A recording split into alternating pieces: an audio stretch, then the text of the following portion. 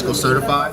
I understand network engineering, and I'm here with the lovely Miss Julissa, and she's going to ask me some questions about IP version 4 and A.P.I.P.A and DHCP. So, Julissa, what is it that you wanted to know? Explain IP version 4 and how it can help me. Okay, basically, all right, so IP version 4, what is it and how can it help you and how can it help the world? Basically, okay, so IP version 4 is IP version 4. It's Internet Protocol version 4, right? So Internet Protocol version 4, it runs on a router. So let's just say that this is a router, right? I'm gonna draw this as a router. And let's say this is a client computer, right? I'm not the best drawer, but let's say this is the keyboard and this is the screen. So this is going to get an address from this, correct?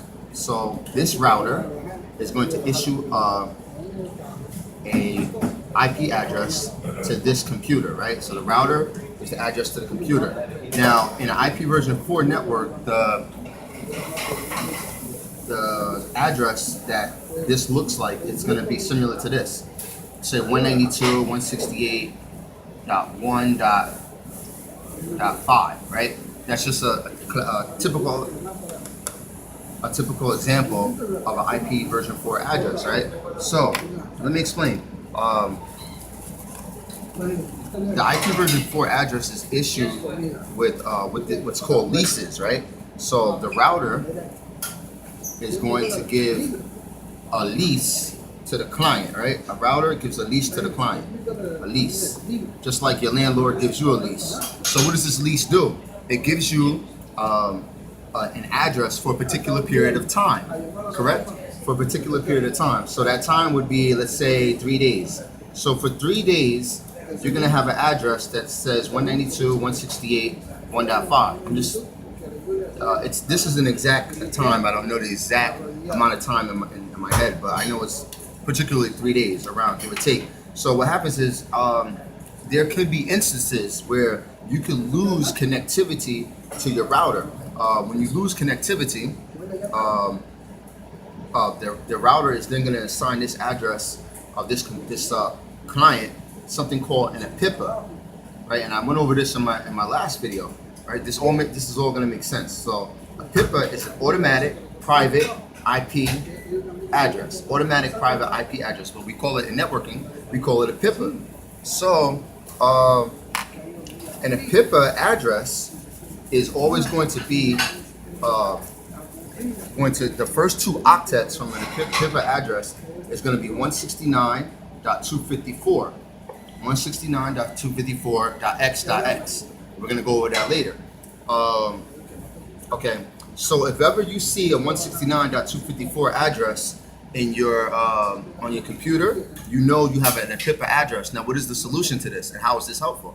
How can this help you in particular? So I'm going to tell a story. I'm going to digress a little bit, then I'm going to come back. Where I was contracted to a particular place to troubleshoot the network, and I gave them a fairly low rate, but that's neither here nor there. But I found out they were using a 169.254 address. So automatically I said, oh, they have an A.P.I.P.A. That means that the router is giving the router, the lease ran out from the router to the client. So I said, okay, let me issue 2 commands, and these commands were, hope you guys are all paying attention, because these were the commands that,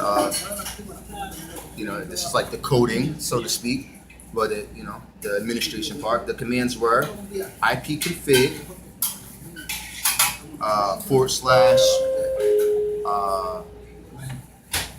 /ipconfig release. No. Yeah, release, right? And then ipconfig, right? /renew.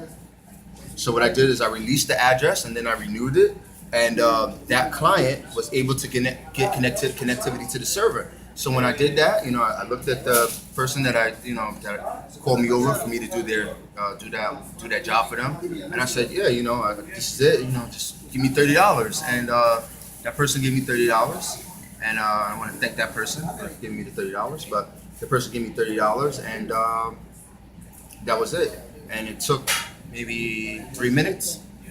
So these commands: IP config release and IP config renew, and we know what it does. It gives the address. It renews the address to the DHCP servers that's running on the server, and that's it. So this is Cisco Engineer William signing off. If you want to know anything about Cisco network engineering, feel free to ask. And that's it. Signing off. And thank you, Jaleesa.